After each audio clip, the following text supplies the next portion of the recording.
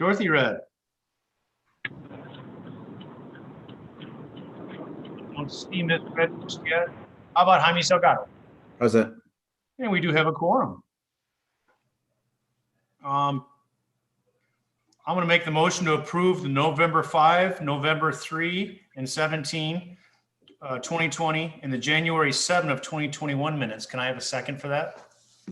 Second. Seconded by Mr. Butita. Are there any discussion on the minutes? I guess I just have one quick comment on the minutes, Mr. Thompson. Hopefully we can start getting these in a more timely fashion. These are going back quite a ways, and I'm sure some of my colleagues are better than I about remembering exactly what happened at every meeting, but if we could try to get them a little bit more timely fashion, that would be terrific.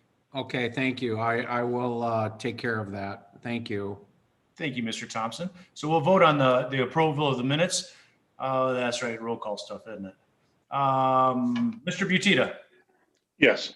Ms. Crosby, Yes. Mr. Arena, Yes. Mr. Hoffman, Yes. Mr. Salgado, Yes. and I believe Ms. Red is still absent. So it passes, minutes pass. Mr. Thompson, have we anyone to speak from the public this evening? No, sir.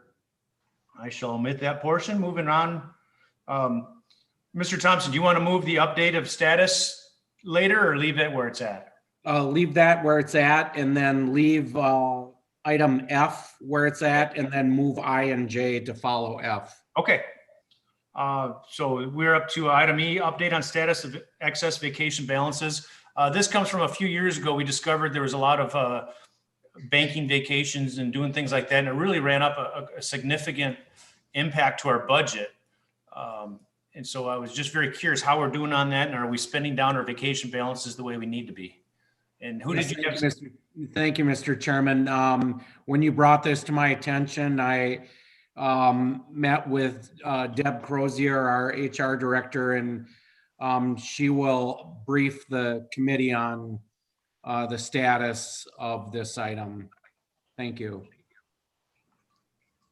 So when this was first rolled out, the phase out of the vacation back in October 2014, we had 59 employees with a balance on the book. And I'm happy to say that as of late 2019, we have a zero balance for everyone.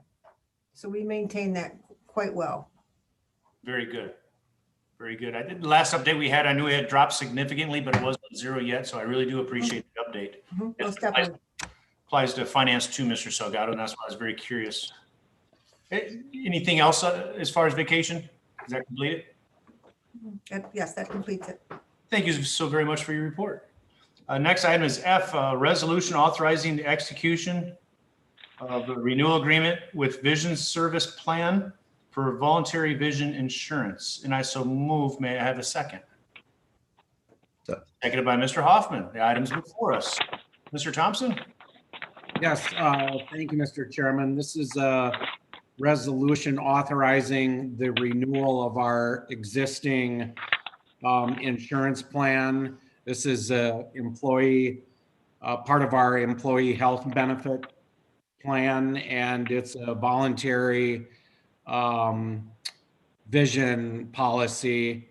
And I'll let Deb speak to the specifics, but it's pretty straightforward renewal of our existing plan. Debbie? Thank you, Patrick.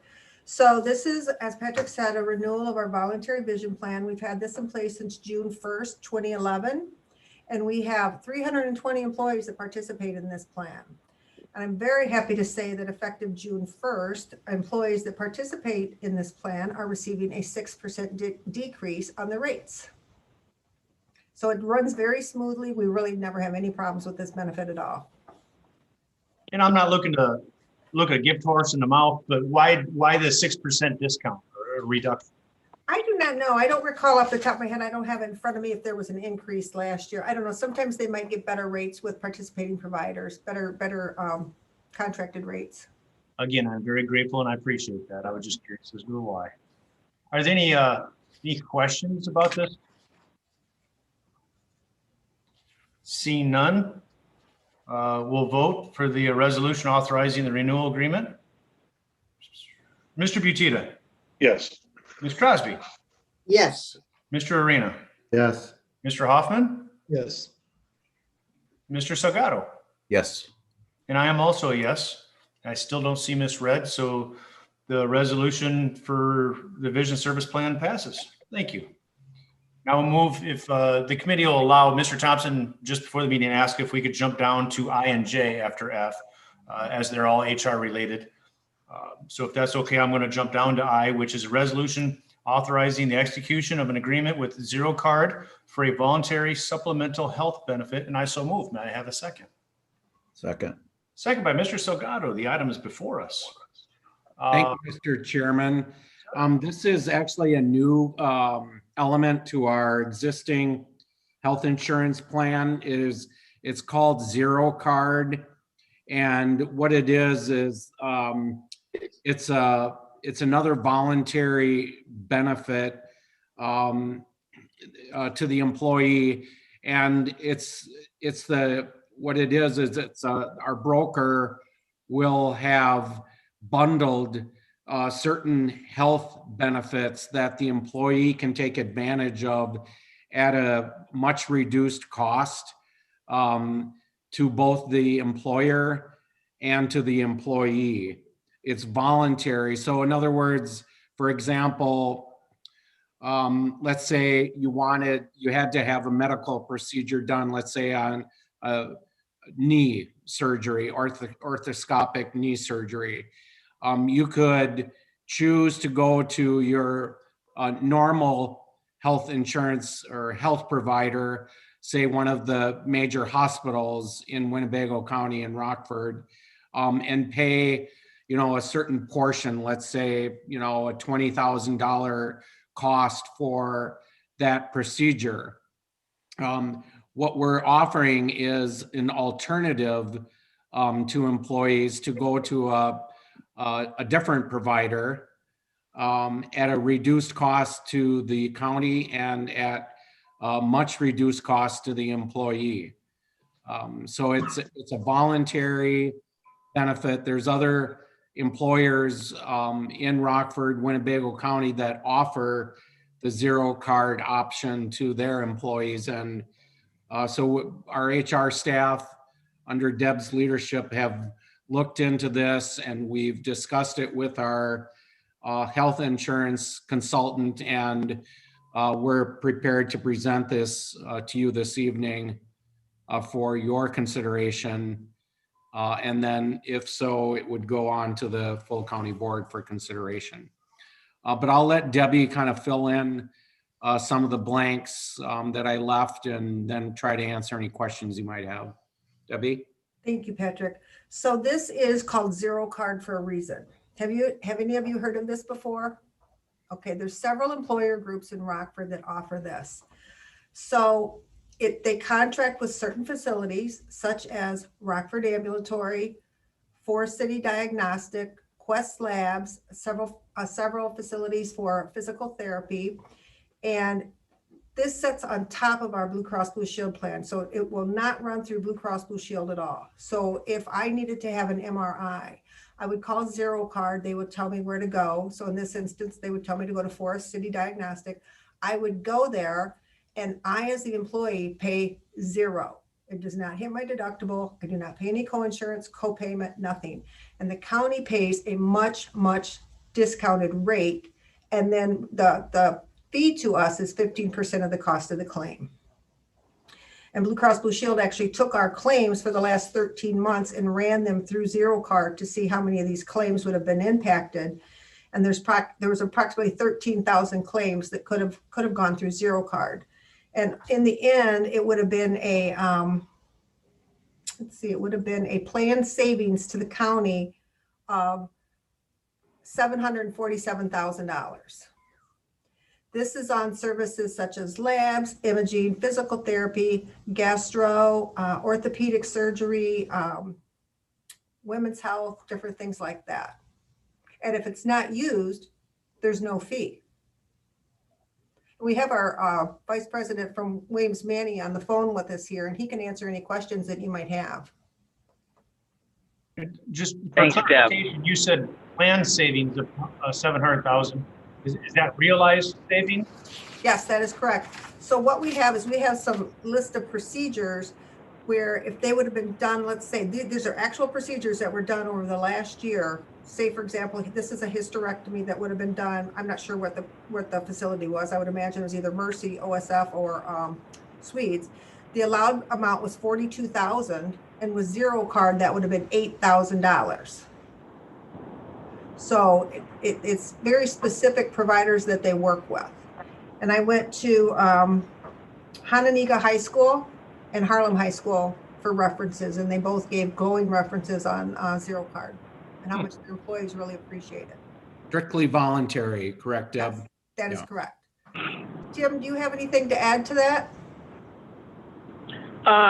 No, you did a pretty good job, Deb and Patrick, as far as, explaining it from that standpoint. Zero Card's been around for about 6 or 7 years, started with one larger private manufacturer in Rockford that adopted the program, and we've been pretty much the exclusive source of this network, and it's basically a third network. So you have your Blue Cross network, you have your out-of-network, and then you have your zero network. So the employee gets to choose if this happens to be an opportunity whereby there's a provider that can provide a service or a surgery for them.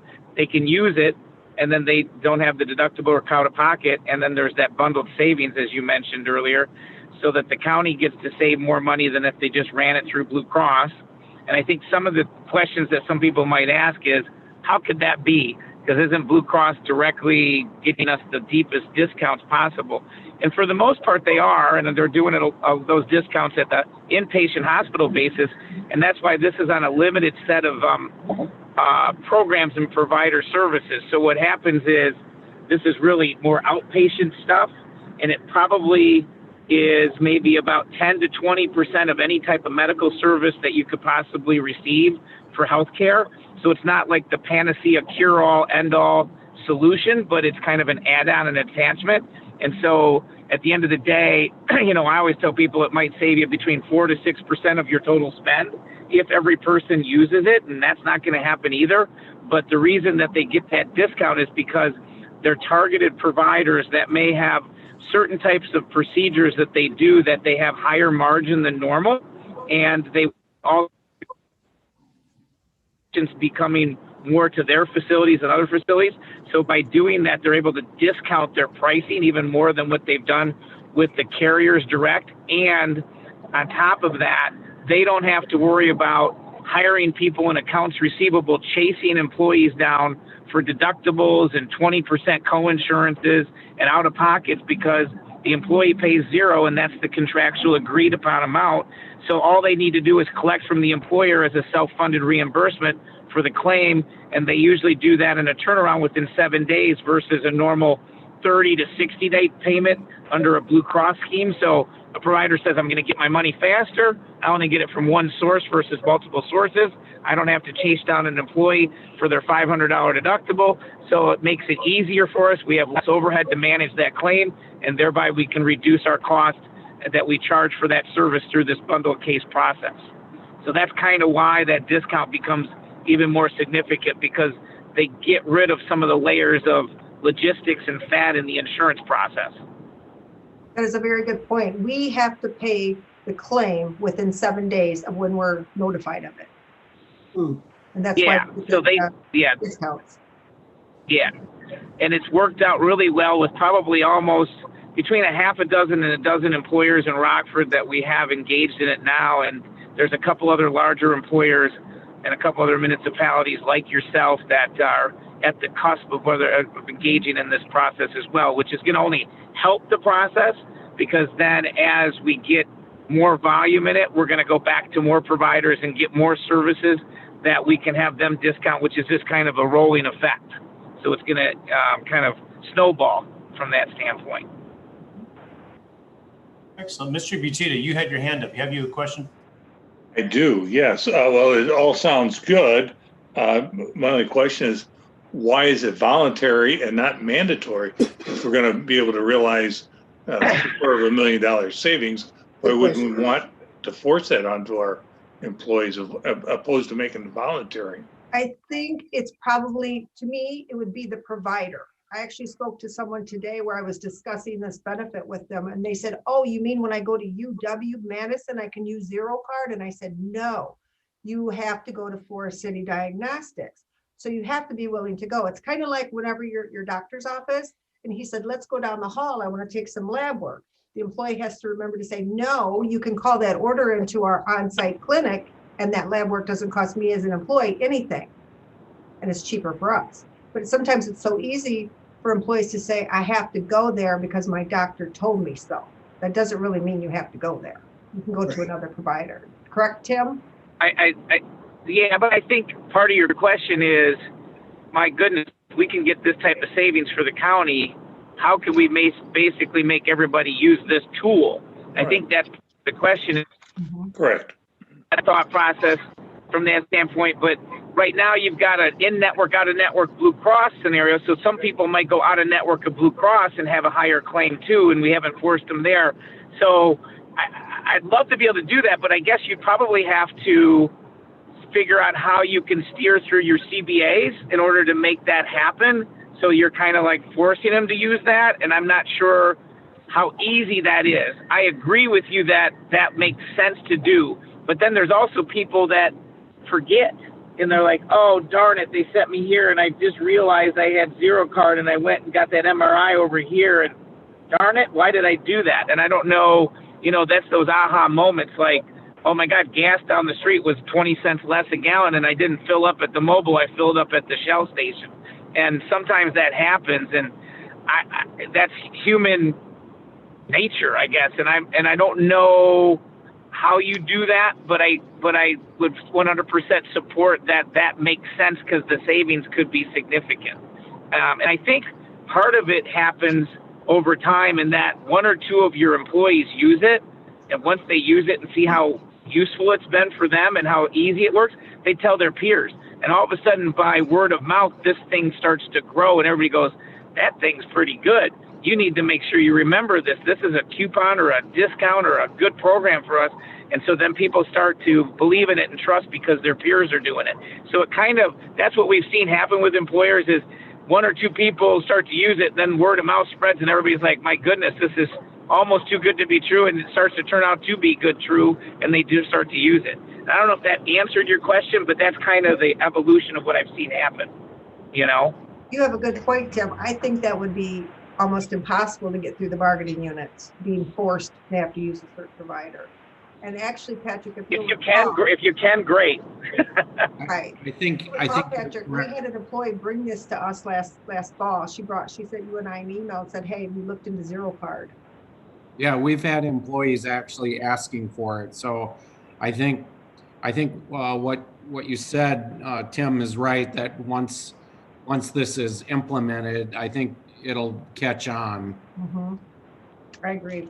And the other thing that can do is Zero Health or Zero Card can help Debbie and Patrick with regards to communication strategies and information, whether it be flyers or posters or email campaigns or things like that can be then targeted to your people and or their dependents to try to get people aware of this service and help with targeted campaigns to make it top of mind and present so that they're thinking about it and then they capitalize and use it. That's going to help both them and the county moving forward as a partnership and saving money on your healthcare spend.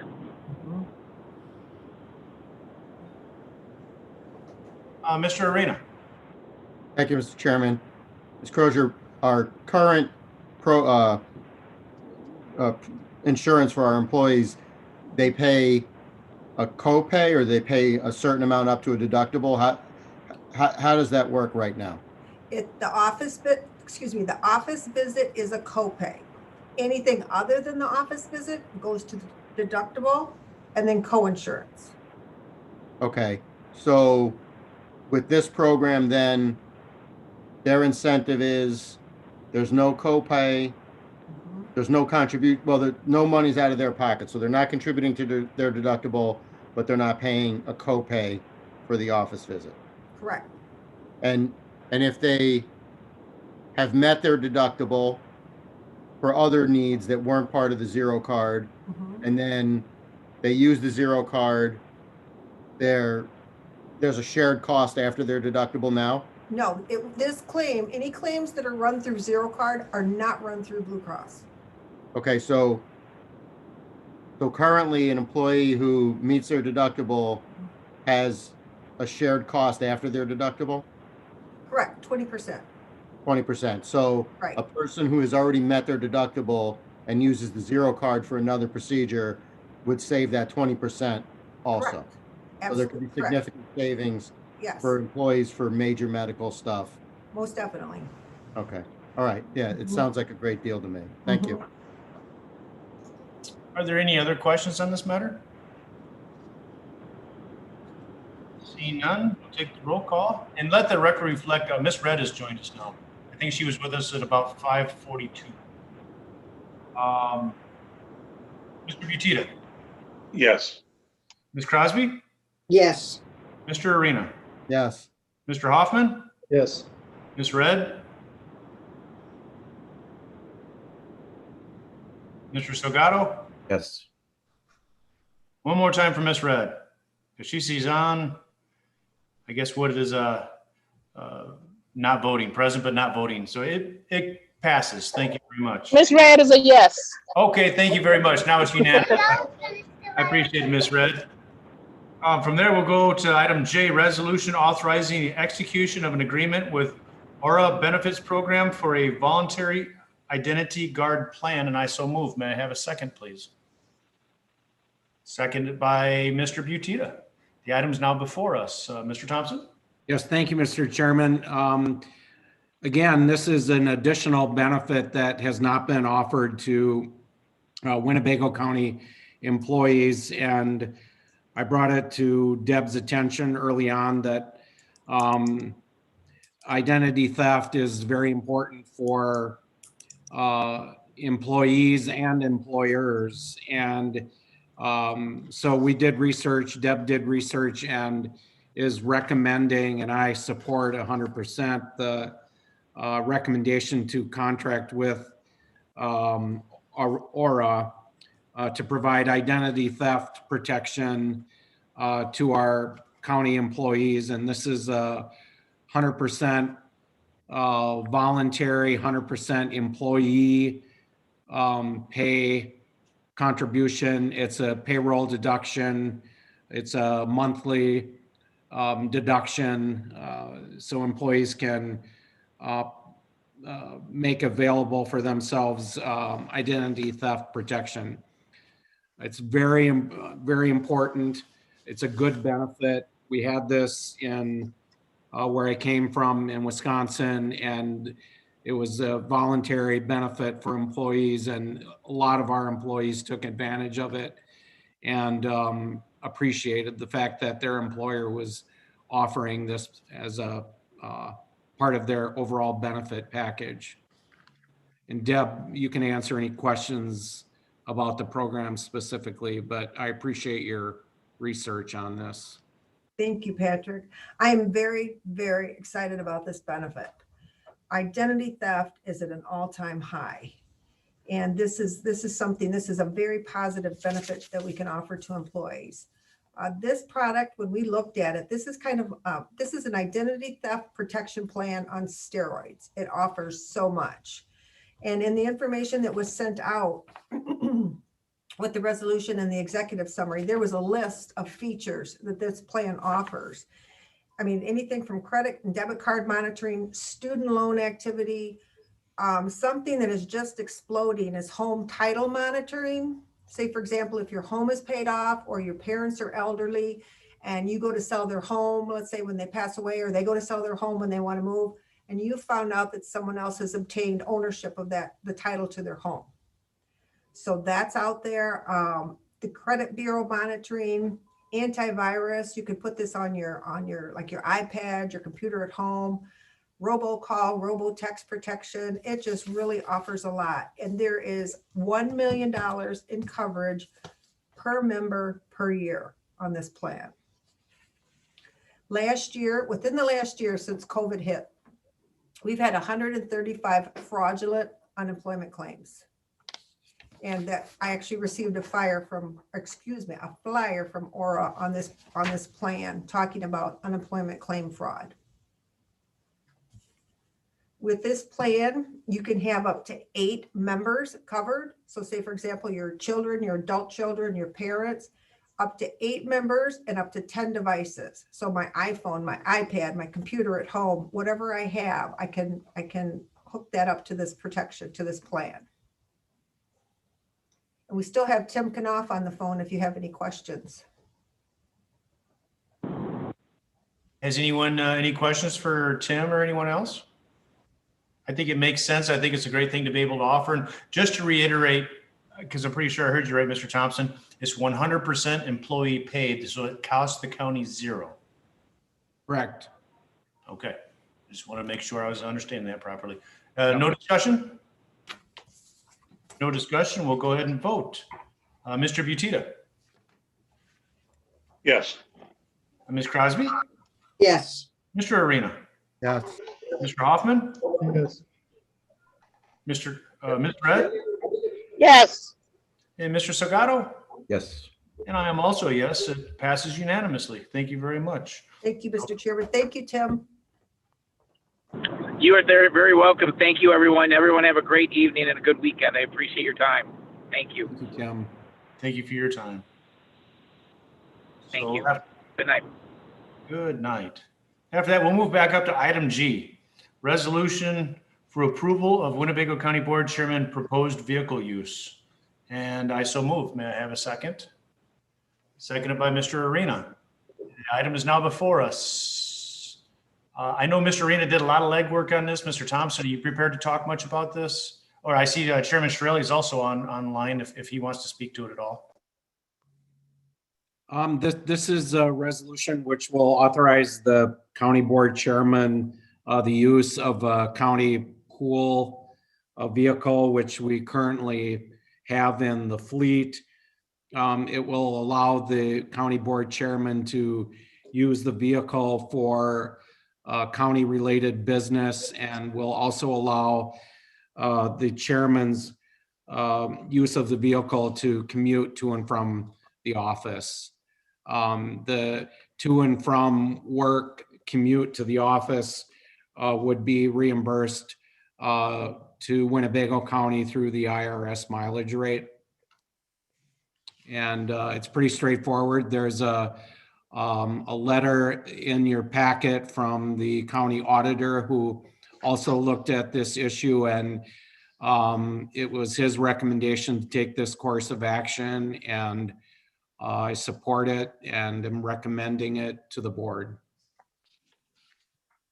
Thank you, Mr. Thompson. Has anybody questions or comments about this? Mr. Arena, please. Thank you, Mr. Chairman. Yeah, I'd just like to comment that both the state's attorney's office and Mr. Crowley looked at this extensively. We discussed every scenario that anyone could possibly think of. And in the end, this was determined to be the best route, and I fully support it, and I would encourage all of you to do as well. Thank you. Is there any other discussion on this matter? Mr. Hoffman. Thank you, Chairman. I would just like to say I also support it 100%. Very good.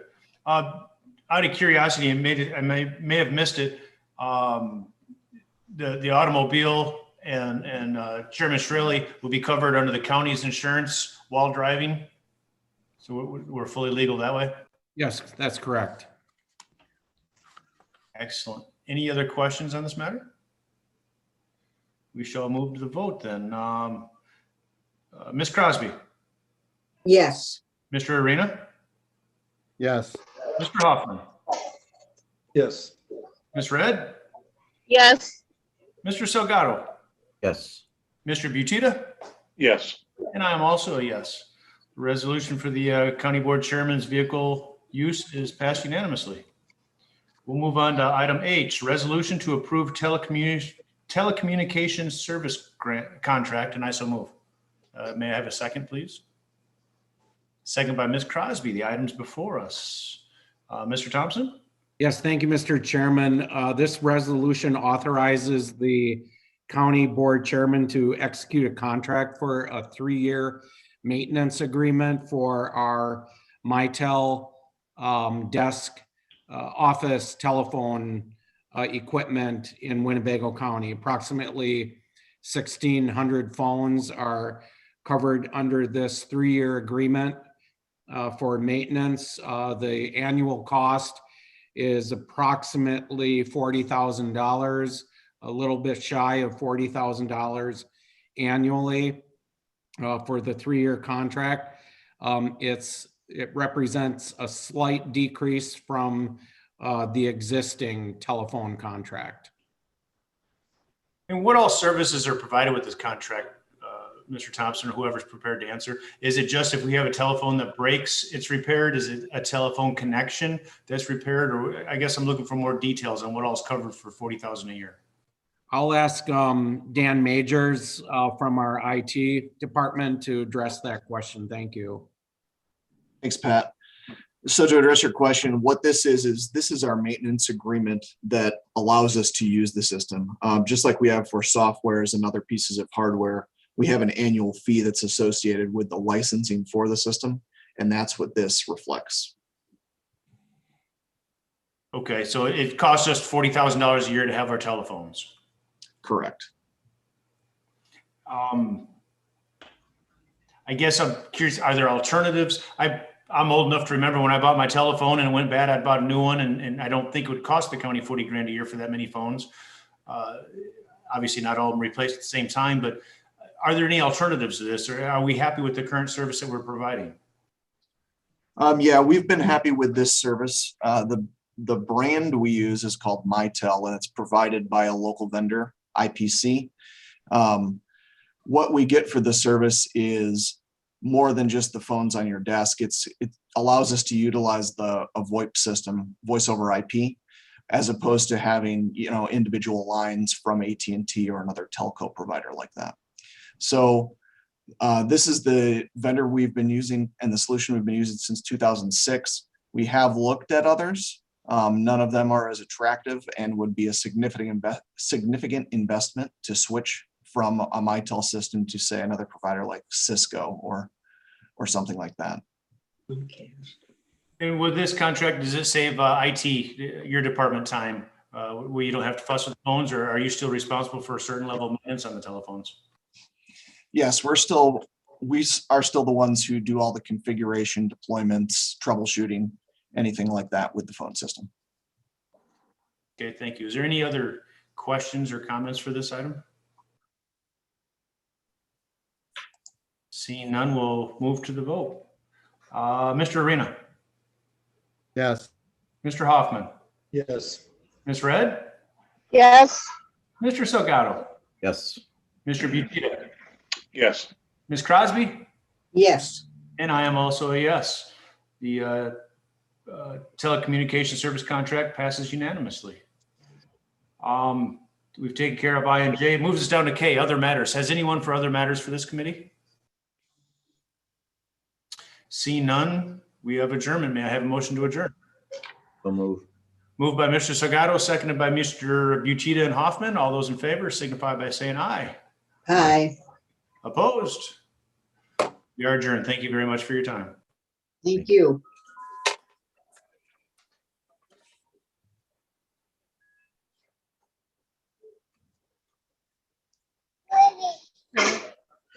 Tell my macaroni.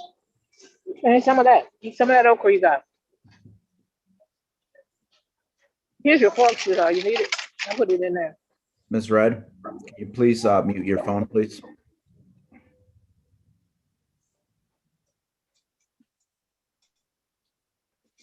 All right, we'll get started for the Finance Committee. So I'd like to call to order the Finance Committee. It is Thursday, April 15th, 6:04 p.m. I'm going to take roll call. Myself present, Mr. Schultz. Here. Mr. Arena. Mr. Arena. He probably stepped away from his desk for a minute. Mr. Butita. Here. Mr. Hoffman. Present. Ms. Crosby, Here. Mr. McDonald, Here? and I'll go back to Mr. Arena. Here. All right, thank you. Let the record reflect, we do have a quorum. Our next item is approval of the January 7th, 2021 minutes. Can I get a motion and a second? Motion by Mr. Hoffman, second by Ms. Crosby. Is there any discussion on the minutes? All right, seeing none, we'll go ahead and take a vote. I'm a yes. Mr. Schultz, Yes. Mr. Butita, Yes. Mr. Arena, Here. Yes. Mr. Hoffman, Yes. Mrs. Crosby, Yes. and Mr. McDonald. Yes.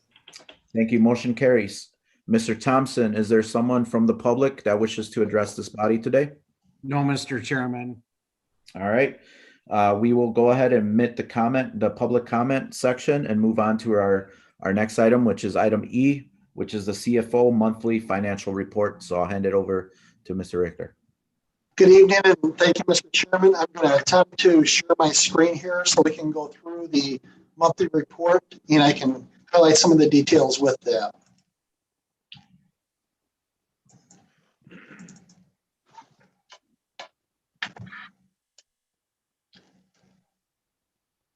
Okay, I'm not seeing it. Let's try this again here. We're seeing it, Mr. Yeah, Okay, you see it? Yeah. Okay, good.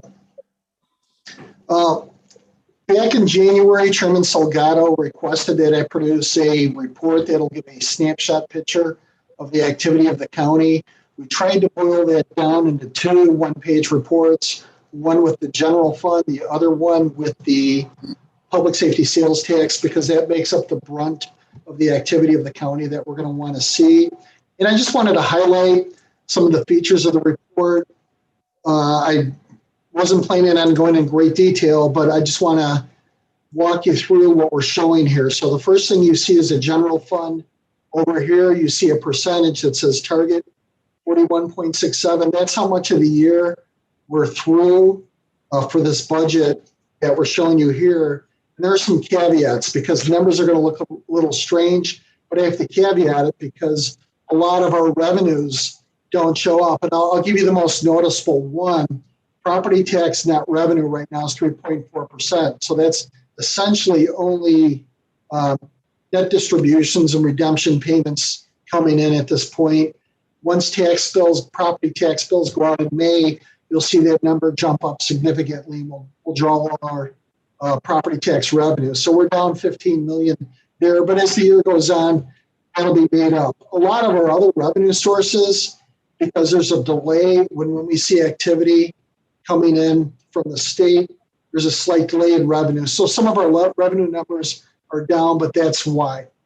So you look at the top, we'll call this section right here. This is all the different taxes that we collect, and this is the percentage collected. You have 3 years worth of actual audited activity. You have our budget. Then you have our actual activity and the variance at this point in the year. We go down to intergovernmental, that's our state and federal funds that would be coming in. Then you have other revenue streams. Mainly these are revenues that are generated from the county internally, from investment income, licenses, fees, fines, permits, and other charges for services.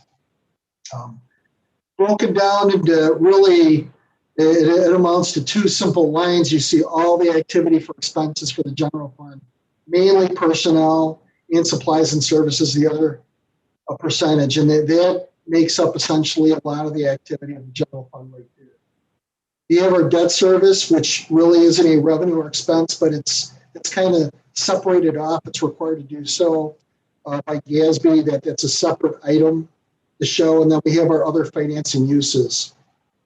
So you're going to see, if you look down, we're budgeted to have about a 660,000 net change in our fund balance from this year to the next year is what we're targeted at. But because of where revenues and expenditures are right now, it's actually about an $11 million drop. But like I said, take into effect that property tax revenue is going to come in for the general fund. That's this number right here. That's almost $16 million. So we're right in target with where we should be.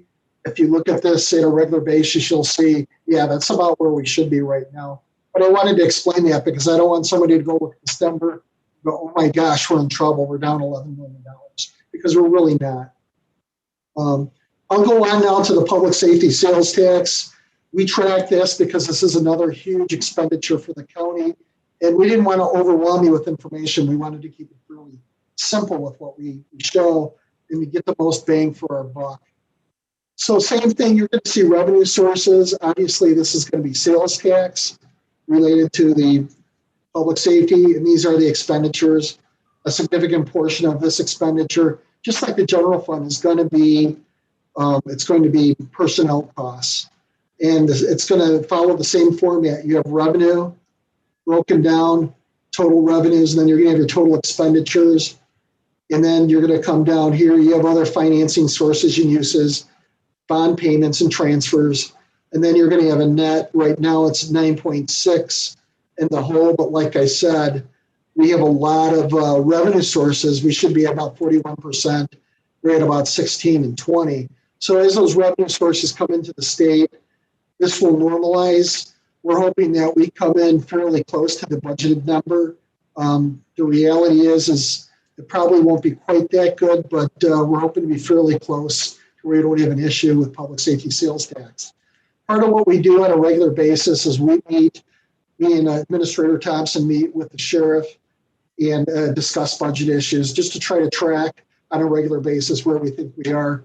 And although we're trending slightly more with the sheriff on the personnel costs, we're also trending above board on the revenue for the federal prisoners. So we're hoping that will be a wash by year end, but we are closely monitoring that. So what I want to do going forward is I want to bring this report to you so the Finance Committee can get a regular snapshot of where we are as we get a little bit more comfortable with these numbers, because this is very fresh and new, not only for you, but for me. There's a lot of aggregation there. We could probably go into a little bit more detail and explain a little bit better what some of these numbers mean. But right now, I just wanted to give you a very high level detail on what this financial report looks like. And if there's any commentary or adjustments the Finance Committee would like to see and how this information's presented, by all means, let me know. And our goal is to provide you the most amount of information we can without overwhelming you with information. And if you have any questions at this time, I'd be more than happy to answer them. Mr. Arena. Thank you, Mr. Chairman. Mr. Rickard, are we receiving our share of the marijuana tax, and does that appear on this report someplace? That would be aggregated in there. Marijuana tax, I believe, not off the top of my head, I can check the number on what we. I don't have that specifically in front of me, but I believe it's around 200,000 we had budgeted, and we'll probably have about $1 million by year end. So marijuana tax should come in fairly well with our revenue stream, and we're anticipating that's going to be a nice source of revenue for the county, at least while it's exclusive with the market on who can offer marijuana. So that's under the sales tax column. What's that? It's part of the sales tax line under in the general fund. I would assume that would be the correct location. Like I said, this is highly aggregated. I'd have to go through my notes and look at where it's aggregated, but that is a fee structure. And that's probably a fairly accurate guess because of our activity so far for the year is actually significantly up in the sales tax. That could be that, but I have to let you know that this is highly aggregated at this point. I really can't go at this time in a great detail on the report. Okay, and the $0.25 sales tax is probably the mental health tax then, is that right? $0.25 sales tax is right here. Honestly, I'd have to look at that too. Okay, all right, yeah, I'm just curious. We can talk offline later on. Thank you. And in a future report, I can go an individual breakout of the detail of each line. But like I said, this is the entire activity for the general fund boiled down to one page. So it's those things are revenue. Thanks. Mr. Briatita. Thank you, Mr. Chairman. So I think this is a good layout, a good snapshot that you're providing for us. And, it gives us something to dig our teeth into and understand what's going on month to month. I would just ask on the expenditure side, because I think there's a concern for our expenditures or maybe even our revenues from River Bluff Nursing Home. So obviously those expenses and those revenues are all incorporated into this monthly report. Actually, that would be, it's its own separate fund. Oh, it is? It's Okay. its own fund. Well, I guess I would request it with the chairman's approval that we might have some type of look at River Bluff on a monthly basis. And I guess I'm mostly concerned about the receivable issue. That seems to have been what's caused the biggest stress out there over a period of time. And I don't see my position as micromanaging your jobs. You all do a well job at it, but it seems to me that receivables out of River Bluff is something that we should be staying on top of from a standpoint of watching what the age of their receivables are. So that would be my only comment. Is this is great. I'm glad we're getting this information. Just the maybe some additional information from River Bluff would be helpful to all of us. Well, and I agree. And one of the things we've discussed is we're going to do a special presentation just on River Bluff.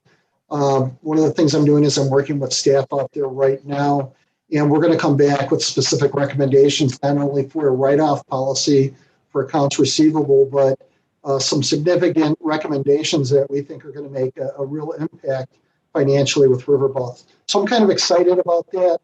That'll pique your interest. We're planning on, if I look at my calendar here, May 6th, we're planning on doing a presentation, a full-blown presentation specifically on River Bluff, and hopefully we can address some of those issues and concerns. Okay, thank you very much. Mhm. Yeah, and just quick, yeah, that was one of the things that we kind of brought up is the River Bluff piece, but I know that recently we kind of already talked about it. I think it's something that Mr. Richter, Mr. Thompson, and Pat out there, and Mark, I believe, are working on. So hopefully we'll get it in the right direction. But I agree with Mr. Butita. We don't want to lose sight of it. So if we could just continue to have that the due diligence. So I do appreciate these financials implications. And one of the things, Mr. Richter, I just want to make sure that you can highlight a little bit any concerns, any risks, as we're going through the year.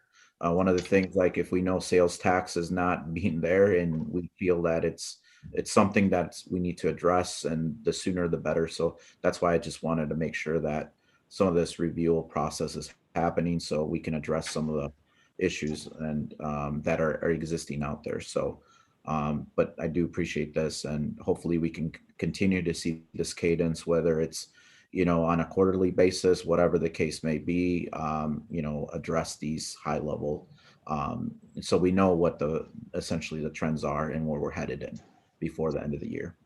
Yeah, absolutely. That's the goal. And like I said, this is just the first month, and we'll drill down a little bit more into what those numbers mean. Is not only you get more comfortable with it, but I get more comfortable with what those numbers mean.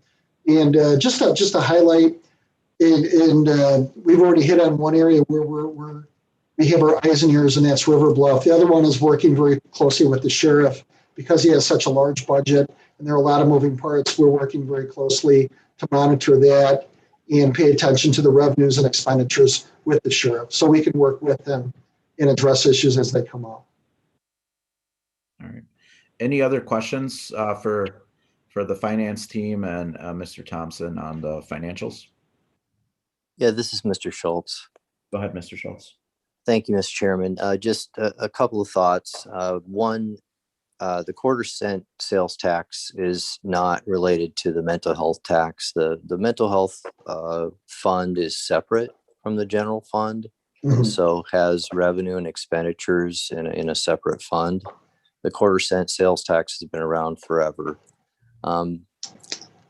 in terms of just the reporting side, if we could hear, Mr. Rickert, at least a verbal evaluation of comparative for revenue against the prior year actual, because that does actually bring meaning to these categories that have routine delay in the timing of the receipts.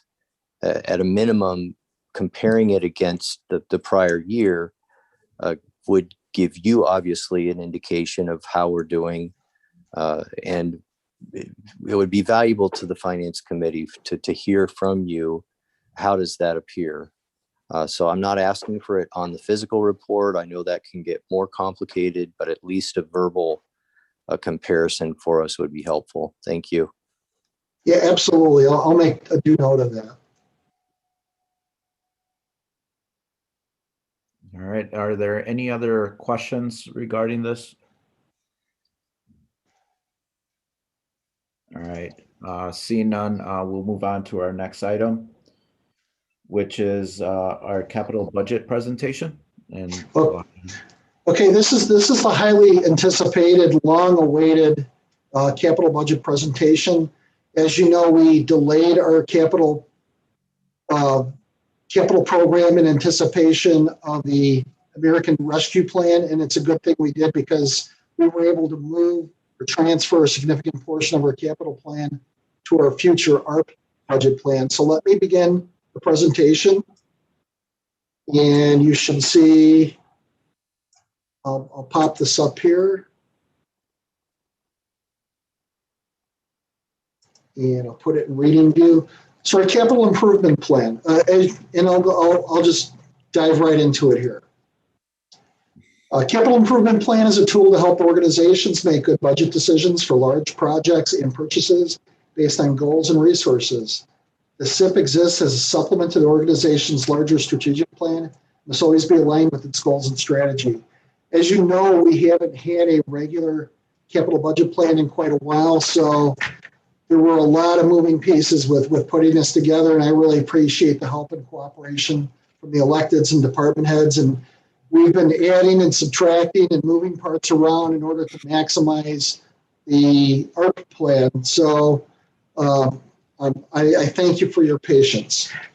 So if you're wondering why would we have a capital plan and why do we have a need for a capital plan, probably one of the more simple reasons is it's cost effective to maintain our assets. If we have a big building and it has a roof, we don't maintain the roof and the roof leaks, it causes a lot of damage. And that's probably the simplest and easy way to explain why we have to maintain our capital assets, because maintaining them is far less expensive than repairing them. And that's kind of a goal we have, is we want to conduct a lot of maintenance issues that have been neglected that have to be addressed.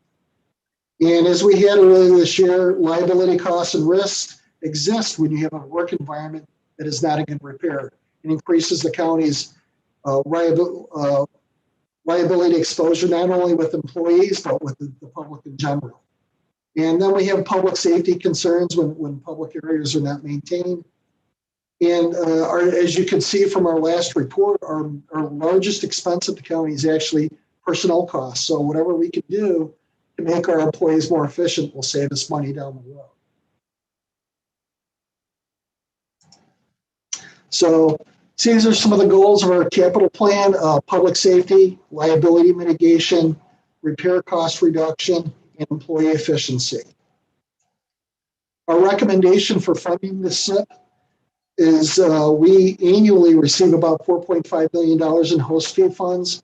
Currently, 75% of these funds are spent on economic development, community projects, nonprofit programs, and the amount of draw from these organizations over time is scheduled to drop over the next 12 years till it's eventually down to 45% as we draw close, we go closer to the 10-year mark. And this will occur as long as there are no additional commitments added to the host fee funds. To fund the proposed SIP for this year, we're asking for the following disbursement request from host fee funds, and it's $3 million. And we came up with that because the mission critical functions that we wanted to do with the SIP, and not only that, but because there are certain expenditures that don't qualify for ARP. We wanted to focus on expenditures that would probably be less likely to qualify for ARP, but were necessary to get through under the capital plan. So we were able, by doing that, to trim out about $6 million of our initial $9 million projection for capital needs. And we can accomplish that with a budget ordinance. And just for some background, the host fee currently has a $5.2 million reserve balance. So there's a comfortable cushion there if we were to take that $3 million out to meet this need. And going on to the ARP, which is going to be another large expenditure the county plans to make later this year. We are expected to receive about $27.4 million from the American Rescue Plan in April or May of this year, and also an additional $27.4 million in about 12 months thereafter. It is anticipated, like I said, about $6 million of our current capital plan would qualify for ARP. This is why we're only asking for $3 million out of our initial $9 million request. So I think you'd agree with me that it was well worthwhile to be patient and wait so we could save some money for the taxpayers. So our budget for fiscal year 2021 is currently in the works, should be available within the next 60 to 90 days. One of the biggest things, we're actually waiting on several large issues. One, we're not getting a lot of guidance right off the bat with ARP, so we want to be careful to make sure that the expenditures we do make do indeed qualify for ARP. The other major expenditure that we're looking at is we're looking at the public safety building to try to find a way to make repair and maintenance of that building or disposal an ARP-related project. So we're currently in negotiation with a lot of key members within the county government to determine what would be the best course of action, what will provide us the optimal mix of ARP funding, county resources, and usage we could get out of the public safety building. So we developed a timeline way back in January with the capital plan. As you can see, we had a big drop off in time there. We went from March, April 15th, and then, you know, not a lot happened, and now we're all the way where we are now. So, but there were a number of steps involved with where we've gotten. We initially sat down with Spirit Financial to determine what our costs would be if we were to bond this out. We also sat down and sent out requests to county offices and departments, set an initial deadline for the SIP requests. And then what we did mid-March is we were notified of the American Rescue Plan, and we sat down and decided to divide projects up based on their suitability for SIP and ARP. In other words, we want to spend our ARP money because it's more restricted than our SIP money. So as much as we can transfer into that bucket, we want to do. We made a presentation to the county chairman and administrator to show them the exact same presentation you're getting. And now we're doing as you can see, the last two check boxes on our list right here involve making the presentation and bringing the budget ordinance before the finance committee with the hope of bringing this before the full county board on April 22nd. So other considerations of the SIP, the county board will review and approve the SIP requests. Our goal is to involve local businesses, to give them a priority with the SIP projects. There'll be a lot of building maintenance and supply issues. We're hoping to utilize local vendors as much as possible to boost the local economy. SIP priority begins with public safety. That's first and foremost a goal we have. And we want to maintain our critical assets, and we want to reduce our liability exposure and improve the efficiency of our employees. Okay, that's the SIP plan. I can go right into the capital requests if that would be okay, Mr. Chairman. Yes, please. Is there any questions? Or any questions? All right, continue. Okay, thank you. Okay. So these are our SIP requests. I'm going to show you the original request list, and they're broken up into 3 categories. And I have to apologize. When I noticed the handout for our SIP program in black and white, all the shading looks the same. So I got to retool that, going forward. When I prepare a color presentation, I have to also be very cognizant of how it's going to look in black and white, and I will address that going forward. But our projects were broken into three categories. White projects were not assigned to either project for a variety of reasons, and we can talk about that as we go through these requests. Orange projects are ones we are designating for the American Rescue Plan. They're highlighted in orange. And I have to caveat that all we have right now is a list. We have not gone through and evaluated the need or adjustments or anything at this point. Right now, we're still in the information gathering phase with our projects that fall into this category. And the blue ones are the SIP plan. This is what we're hoping to approve tonight. We have a budget prepared for you, and we'll continue on with the presentation. So first and foremost, I had a request from Animal Control. A lot of these would fall well under the ARP project because it involves HVAC, animal care, and reducing, improving air quality and doing building maintenance and stuff in relationship to the animals and their care. I don't want to qualify whether or not I support the expenditure request. I'm just presenting it. For the ones in orange, all it is a presentation.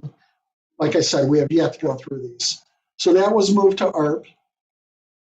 Going forward, is a request from the circuit court clerk for a number of security upgrades and adjustments.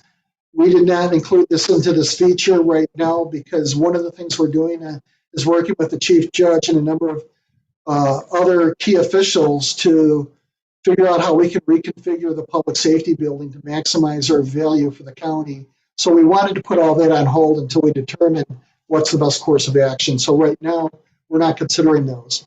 The one thing we did choose to do was there was a $100,000 request to replace juror courtroom chairs. I guess they're in very poor repair and need replacing. So that was something we considered for the ARP. These are our taxpayers and our customers, so to speak. So providing usable chairs for them in that process was something to consider. Going forward, we have a request from our Economic Development Committee, $8,000 for a large format plotter scanner, mainly to be used for printing maps related to zoning. It was a small request and necessary for the operations of that office. We felt that was a usable request for SIP. Going on to facility maintenance, there were a lot of issues here, and I'll quickly go through this. I don't want to bore you with all the details, but there's a lot of facility maintenance requests. I think we can all agree that, for the most part, these are pretty necessary issues, and if there are any questions, I can answer questions. But I'll quickly go through this. Elevator controllers, sidewalk repair, fire panel repair, new truck and plow. These are all basic maintenance or tools used for maintenance of the buildings. We approve them under SIP because they would not probably qualify for ARP. The HVAC, and you're going to see a lot of HVAC in orange, it actually will. If we include a HEPA filtration system or some type of air quality control or cleaning with our HVAC purchases, those are all qualified. So that's why we move them over to ARP. Same thing, HVAC, orange. Carpet and flooring, now you're asking, well, why are we buying carpet? This is only on a need basis to where we have a threadbare carpet or a tile in such disrepair that it's breaking or cracking, which presents a safety issue. The carpet, as long as we purchase carpet that has an antifungal spray with it or has a microbial element to it, we can pay for that under ARP. Like I said, we're not approving the orange ones right now. It's just the blue ones. Courthouse repair, elevator controls, fire pump, courthouse. Again, HVAC's in orange. HVAC, some parts I don't even quite understand what they do. Energy recovery wheel, retrofit. Basically, it's something that works with the HVAC that's necessary. Repave the parking lot. We had a lawsuit earlier this year where somebody tripped and a crack fell down and we were sued. These are for basic maintenance issues to where it's in such disrepair that we need to repair these items because of liability issues. Replace plumbing for cells. There are some issues with plumbing. As you can imagine, just like with your house, you want to keep your plumbing in good repair because if you don't, really bad things can happen. Replace a cooling tower. Again, that's related to building maintenance, HVAC. I'm just gonna, if it's okay, I'll just skip that. We come here to the PSB, that's in white. We haven't assigned that because like the board, we're not quite sure what we're going to do. We're gonna sit down with the key department heads and office holders, determine if we can determine a best use for the public safety building and or if we can qualify that expenditure with ARP. And then at a later date, come up with a budget, plug it into ARP and bring it forth before the board for your review.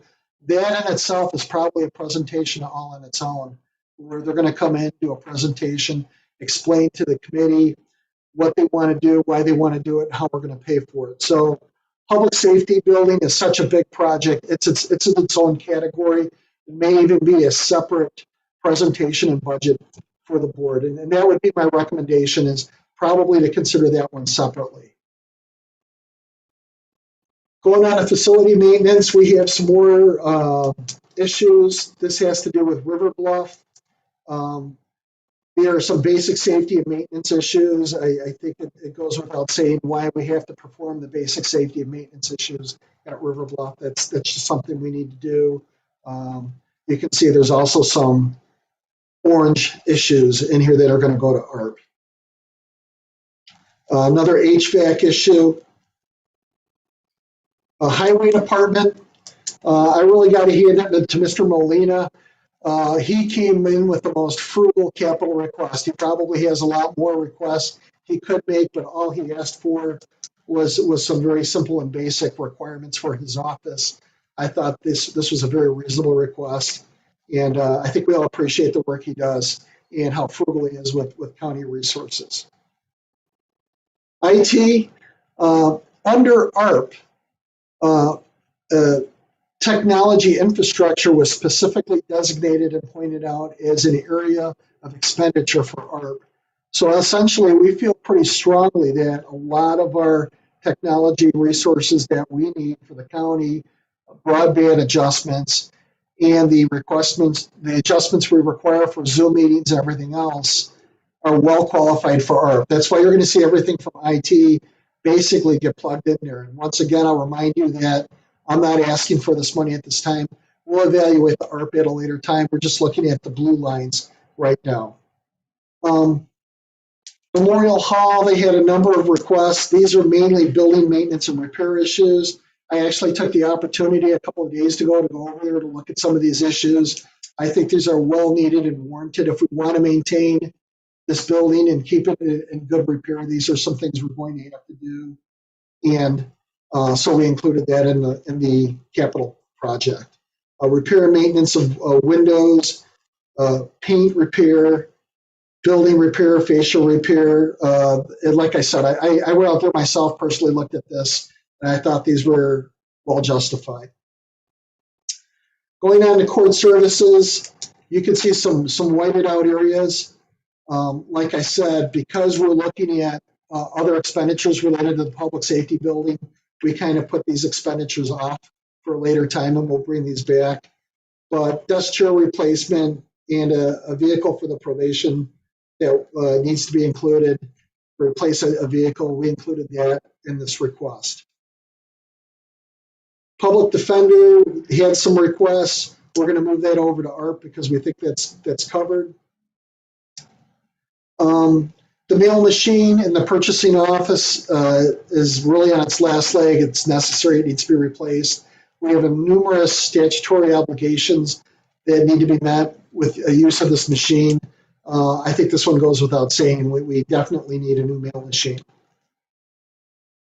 And again, we have a lot of expenditures related to repair and maintenance out at the nursing home. A lot of what you're seeing here and part of our presentation that's going to come later in May related to the accounts receivable has to do with the outdated and outmoded multiple accounting systems that they have to track expenditures. One of the things we're looking at is a single unified up-to-date system to track those expenditures, log them in so we can bill and collect on a timely basis. And most of that, really all of that for the first 2 years will be covered through the ARP. So we have an opportunity to try this new software system, evaluate it, and then if it's working like we think it will work, it will actually save a lot more money and justify the cost expenditure. But the first 2 years of this, we can pay for it with the ARP funds. Okay, going on to the sheriff. The sheriff has numerous requests. We work very diligently with the sheriff and the staff to try to identify key issues that he has and try to find a way to qualify these under the ARP program. So almost everything in the sheriff's office has been moved over to ARP. We're going to work with the sheriff. One thing we want to do is make sure we time, because he has a large request for patrol vehicles, as we time it out specifically to where we can have a rolling stock and purchase as we need them. So we're looking at breaking this number up a little bit and doing that over multiple years, so we have rolling stock of inventory, so we're not replacing everything at once. A lot of other issues too. The one thing we are going to pay for out of the capital plan, because it can't be paid for under, we can't find a way to squeeze it into ARP, are the, there's a special software and a scanning mechanism. They need to do the electronic fingerprinting, and so they can put it into the system, electronically search the database, check for warrants. It'll improve staff efficiency, and that'll help them track prisoners and arrestees in a much more efficient manner. So that's the one capital request we granted with the sheriff's office. And going over to the corrections side, it's for bulletproof vests for corrections officers. The vests are only warranted for a certain amount of time. The warranties would expire, so we have to replace those vests. And that's only $24,000. Going on, we have a number of requests by the state's attorney's office. It's a little bit more of a stretch to move some of these items over to ARP, so we're going to request that these be paid for through the capital plan. Something I want to bring to the attention to the board, that we have high value employees in the state's attorney's office. In other words, we have few employees with a lot of production out of them, so we want to give the attorneys and the necessary tools they need in order to operate more efficiently. Because they are high value employees with fairly expensive salary structures, we want to make sure they are operating at peak efficiency. So for the state's attorney's office, these are the requests they have. We felt they were very reasonable, and that's in the capital class. They have 2 investigator vehicles. The vehicles are at failure right now, and this was added into the capital plan in the request. We don't think we can get this through ARP. We're asking that the state's attorney get this request for 2 vehicles to replace the one. One is unfunctioning right now. The other one is about to be non-functioning. These are for the special investigators that the state's attorney has to do research and investigation in the cases that they're working.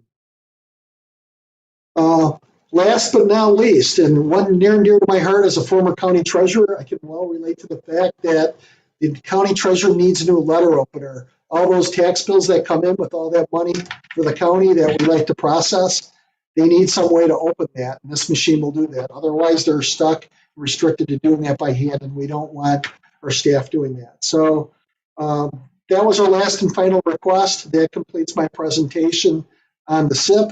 I'm starting to lose my voice, so I'll turn it over to you. If you have questions, I'll be more than happy to answer them. All right. Are there any questions regarding this? Yes, Mr. Thompson.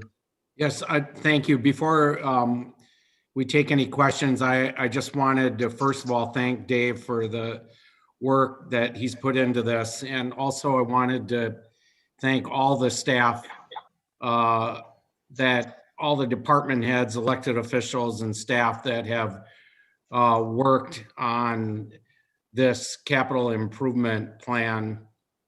Those of you that were part of my hiring process when I came to Winnebago County, one of the goals and objectives that was discussed at length during my hiring process was the need for a capital improvement plan. And, you know, shortly on in my tenure as your new county administrator, I began to realize the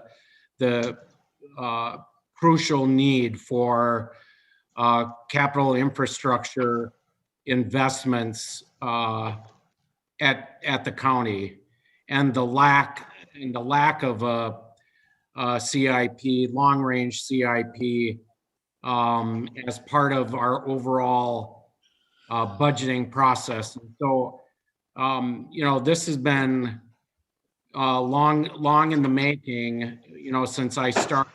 And I really want to thank Dave for taking the ball and running with this and putting this together. It's well thought out. It's long overdue. It doesn't require any bonding.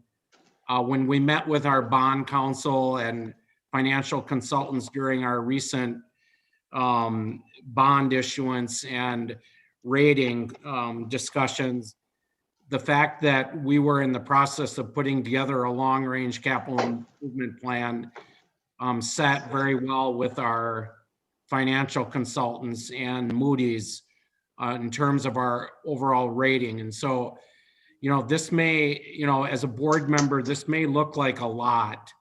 And it may in some ways look overwhelming, but considering the fact that we've never really had a plan, I think it's modest. It is a significant investment in Winnebago County's infrastructure. And, we have a lot of capital investment. Oh, I think we lost you, Mr. Thompson.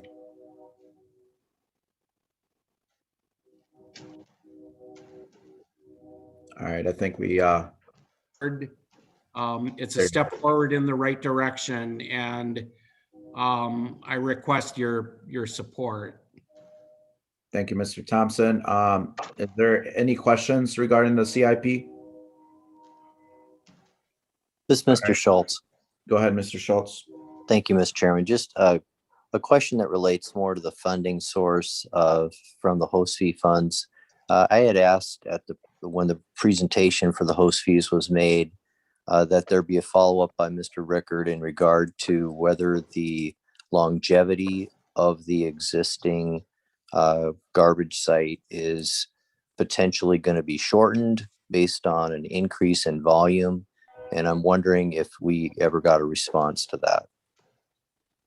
I have not gotten a response to that. I'm sorry. I'll have to add that to the agenda and circle back around. One of the things we did with our capital plan initially when we were planning this, because the projection was 12 years out, we actually shaved 2 years off to make sure we had adequate funding available for the $9 million plan.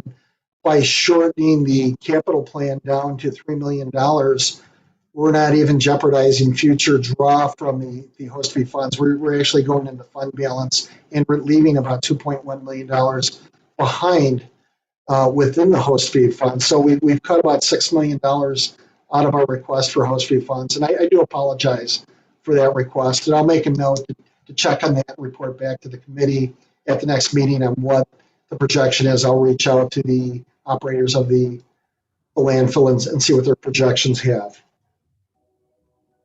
Absolutely. Questions, please. Mr. McDonald? Thank you, Mr. Chairman. I have more of a comment, again, regarding funds.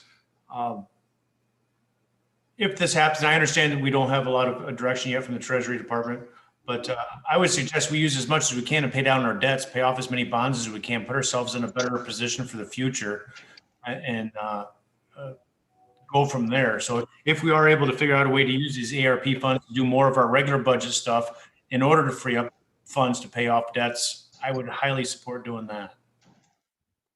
Go ahead. I will address that. Part of the problem with the ARP is they were very specific of what ARP will not be used for. And paying down pension obligations or debt was specifically excluded from ARP. Thank you, Mr. Richter and Mr. McDonald. Questions, please. Mr. Arena? You're on mute. There you go. Thank you, Mr. Chairman. So we're going to vote tonight on this budget that's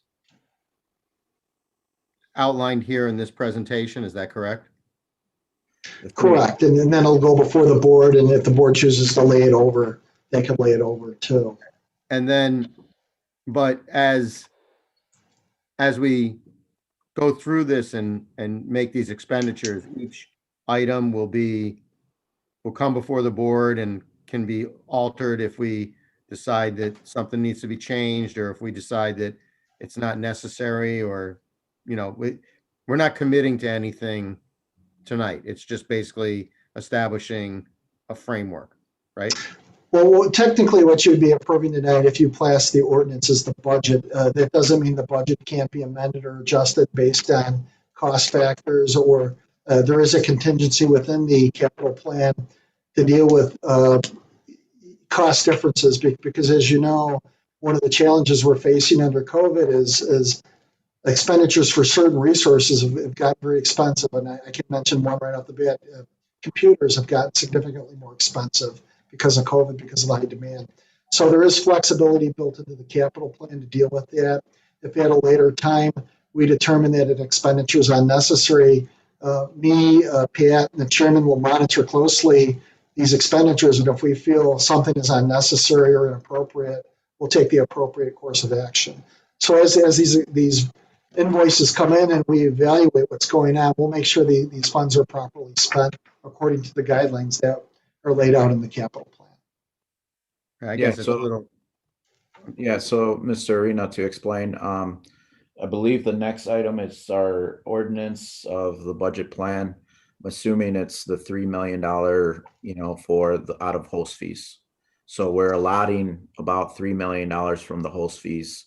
The remaining portion is going to come out of ARP, right? We have discretion to essentially, if we find out later, like for example, I'll give you state's attorney, we have a carpool. If we notice that we have a carpool out there that potentially we could use for the investigative, that's probably, I'm just giving an example. I'm not saying Sure. that's the case. Well, we find out, hey, we do have these 2 vehicles out in the carpool that, we could offer to the state's attorney to use for their investigating reporting. That would save us what, $42,000, give or take, right? That's in a scenario that we can essentially reduce that cost, right, on that aspect of it. Correct. And if I may, Mr. Salgado, we already do something very similar, because we just passed an ERAP budget for the, and I know, Mr. Arena, you're very familiar with the emergency rental assistance, where we closely monitor the budget. We look at expenses and evaluate every day as we have to shift and adjust with the program and how we want to spend that money. We make adjustments and make sure that money is used efficiently. So that's just an example of the oversight we want to provide for the capital plan too. Okay, but just to be clear, the board will still have final say on each expenditure that comes from this budgeted amount, correct? I guess I'll let Mr. Thompson clarify. Yes, through the course of moving through the various projects, those contractual obligations for those individual projects will still come before the county board, typical of any other expenditure that would come in front of the board for approval, Paul. Okay, all right. And one other thing I want to mention is that once the CIP is approved, we stick to those projects. In other words, if the facilities department says, okay, well, we really, Mr. Thompson, can you shut off your video? Maybe that will help. Okay. We can't hear you, Mr. Thompson. There you go. We can't hear you, Mr. Thompson. Hello?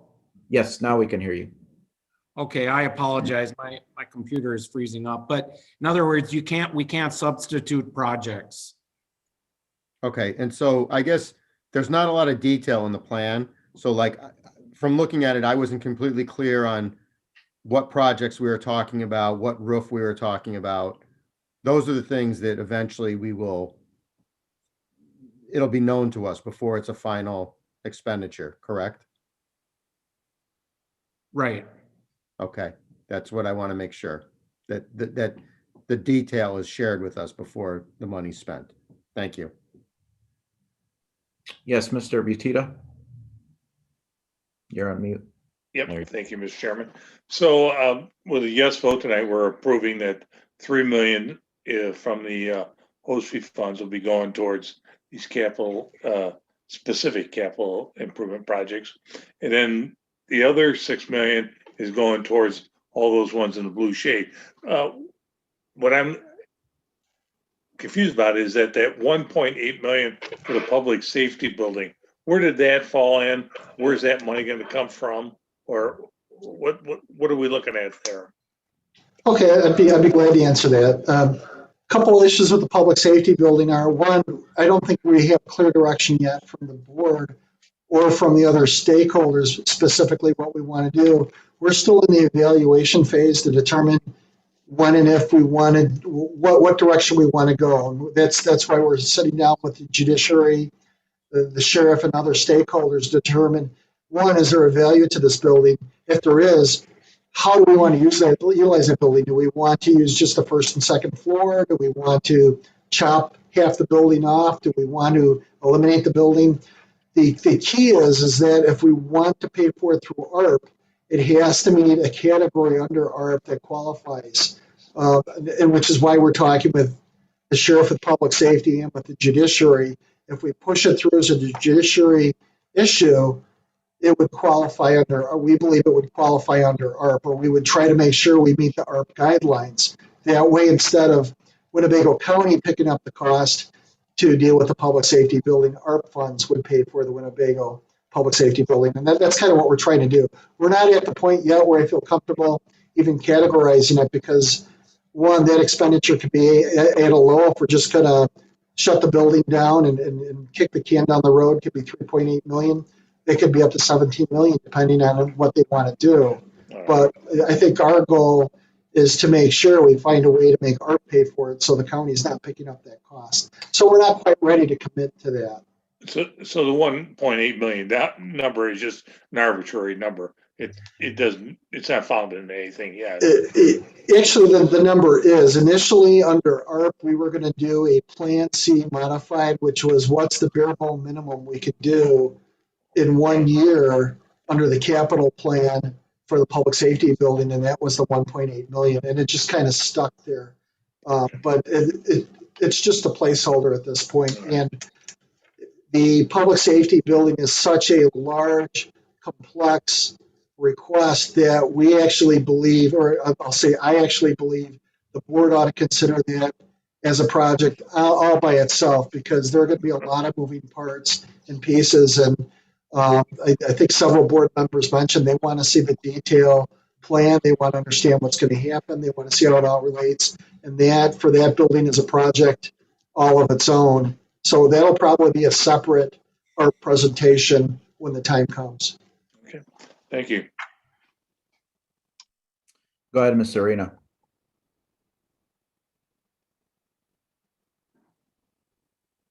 You're on mute.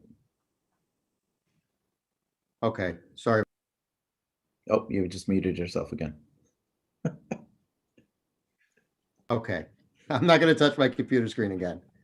I'm trying to reference back to the plan so I could see what's on there. Sure. Under the facilities expenditures, if when this comes to the board, if you could add a little bit more detail, it's not clear to me, like it says replace RTU, you know, what it is and where it is. There's a lot of those that aren't making it clear which building. So even though, like you said, it's going to come to the board for the final expenditure, I think at this point in time, it'd be helpful to everybody if we knew a little bit better, like which roof we're talking about, which sidewalks, around which structure.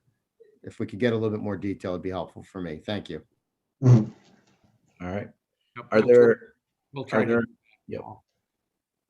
Are there any other questions, Mr. Shirelli? Yeah, thank you. I want to say thank you to Mr. Rickert and Mr. Thompson. This is wonderful that we have the CIP plan coming forward. I am in full support of this also for long-term planning. It's much needed. But I want to just let everyone know how quickly this guidance is coming in from the Treasury Department. I just received an email from National Association of Counties. I just forwarded Mr. Thompson and Mr. Rickert. It states the U.S. Treasury released its guidance today on pre-award requirements, outlining immediate steps counties must take. And it's just basic 3 steps of ensuring the entity has a valid DUNS number, ensuring the active SAM registration, and gather the entity's payment information. So what I was told today by one of our Congress people is that this is going to move very quickly once we get that registration in place. And so this is very timely information for our CIP plan. So I just want to make sure everyone knows we'll be fully transparent with all these details going forward. Yes, and are there, thank you, Mr. Shirelli. Ms. Crosby, do you have any questions, comments? No? Nope, I'm good. Thank you. Yep. Is there anyone else? Questions? So just real quick, I just want to be, I spoke to Mr. Richter and Mr. Thompson, on this, the CIP plan that we have out there. And, it's been in the works when Carla was here.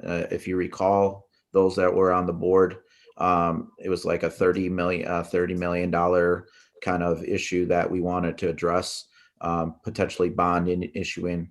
One of the things that, I talked to our CFO, and I just explained to him, I'm like, we just need to make sure that we're having a plan that continually is monitoring, our capital improvements that we need to be doing on a yearly basis, whether it's a 5-10 year, whatever structure. So we're essentially upkeeping some of these things. So I think it's a big leap to go into the host fee funds for $3 million, but it's well worth it, considering that we would obviously need to bond some of this money out, right, for improvement and stuff that we need, upkeep, and ensure that, once again, I don't want to be repetitive from Mr.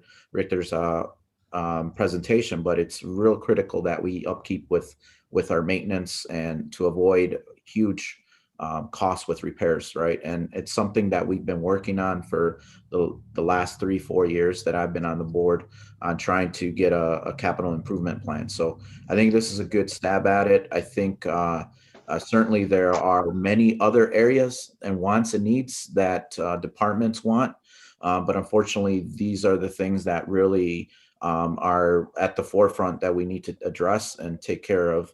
Obviously, it kind of fell in our laps with the ARP money that potentially is coming down the pipeline, that we can use some of that funding for that. So that, which kind of relieves some stress on that we could potentially use. So, there are discretionary items that we can say, well, do we really need X, Y, and Z? We can still have those discussions going, up until the final vote of, at the county board. This will be presented to them. Essentially it will be presented. And if there are any additional questions, please follow up with Mr. Richter and Mr. Thompson, and trying to get information, if there's particular things that you feel, aren't warranted at this point in time, maybe they can provide or the details of why that was. And I'm certainly aware that they would probably be willing to answer those questions for you, as those conversations were held internally with departments, elected officials. So I just want to stress that I think it's very critical for us to keep moving. I don't want to kick the can down the road another year and 2 years, whatever the case may be. I think it's real critical for us to move in that direction, and essentially provide some relief. I know departments are waiting for some of these, been waiting for years for some of these repairs and items that are currently out there. So let's hope that we can do so. We'll do our best, and Mr. Thompson, Mr. Richter as well, on trying to get us, the most viable options for us. So just wanted to bring that up as well. And I want to thank everybody, their hard work on this as well. Mr. Butita, is there anything else no? Okay. Anyone else? Questions, comments before we move on to the ordinance itself? All right. See none. Can I get a motion to approve the ordinance providing for the creation of the capital improvement plan budget.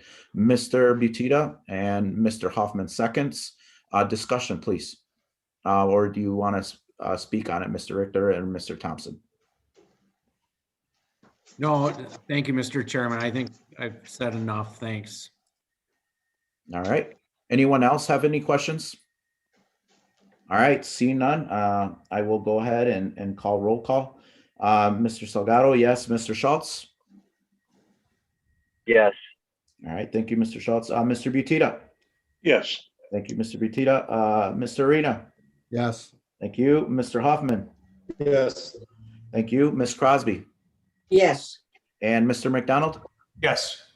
All right, the motion carries unanimously. Thank you very much. Thank you. Thank you, thank you. We will move on to our next item, which is a closed session discussing pending litigation. Can I get a motion and a second? Motion by Mr. Arena to go into closed session, second by Ms. Crosby and Mr. Hoffman. I will take roll call. I'm going into close for pending litigation. I'm a yes. Mr. Schultz? Yes. Mr. Butita? Yes. Mr. Arena?